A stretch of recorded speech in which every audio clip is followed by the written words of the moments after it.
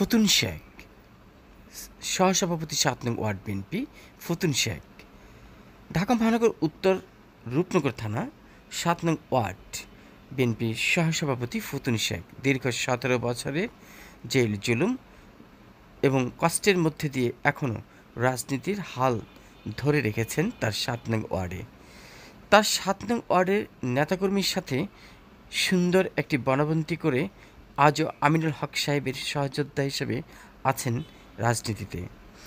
ফতুন শেখ আবাসিক এলাকায় দীর্ঘদিন ধরে থাকে, অথচ তার মধ্যে নেই লোভ লালসা, শুধুই রাজনীতির পেছনে তার একটি চিন্তা চেতনা, কীভাবে দলকে সুসংগঠিত রাখতে ৭ নং ওয়ার্ডের সকল এলাকাবাসীর সাথে সে বন্ধুত্ব রক্ষা করে চলে। ফতুন শেখ এক রাজনীতির এক বিশ্বস্ত কর্মী আমিনুল হকের সাথে প্রতিটি প্রোগ্রামে আমরা তাকে দেখতে পাই বিভিন্নভাবে। বেগম খালেদা জিয়া এবং তারেক রহমানের আদর্শের সৈনিক এই ফতুন শেখ আজ একটি অনুষ্ঠানে এসেছেন তার মিছিলে তার বিভিন্ন লোকজন নিয়ে। একটি মত বিনিময় সভায় তাকে পেলাম। সোনার বাংলা মার্কেটের এক মত বিনিময় সভায় আজকে ফতুন শেখ যোগ দিয়েছেন। তার সহযোগিতার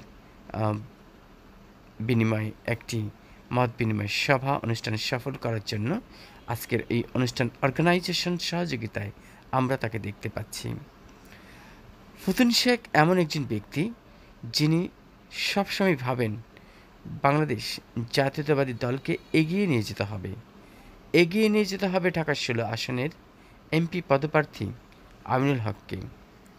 আমরা সবসময় ফতুন শেখকে দেখি এক আত্মহারা এবং সুসংগঠিত করতে যান প্রাণ দিয়ে তাকে দেখি মিছিলে মিটিংয়ে, এবং তাকে দেখি সবসময় বিভিন্ন কর্মচিত্রে, বাংলাদেশ জাতীয়তাবাদী দলের বিভিন্ন কর্মচিত্রে, বিভিন্ন কর্মসূচিতে এই ফতুন শেখ সবসময় মাথার ঘাম পায়ে ফেলে থাকেন সক্রিয়ভাবে। আমরা ফতুন শেখকে আজও এই মত বিনিময় সভায় আমরা তাকে দেখতে পাচ্ছি। বিভিন্নভাবে লোকজন নিয়ে এসে সুন্দরভাবে অনুষ্ঠান সফলতার পেছনে তার অবদান। রিপোর্টে শাহ আলম সম্রাট, MCB TV।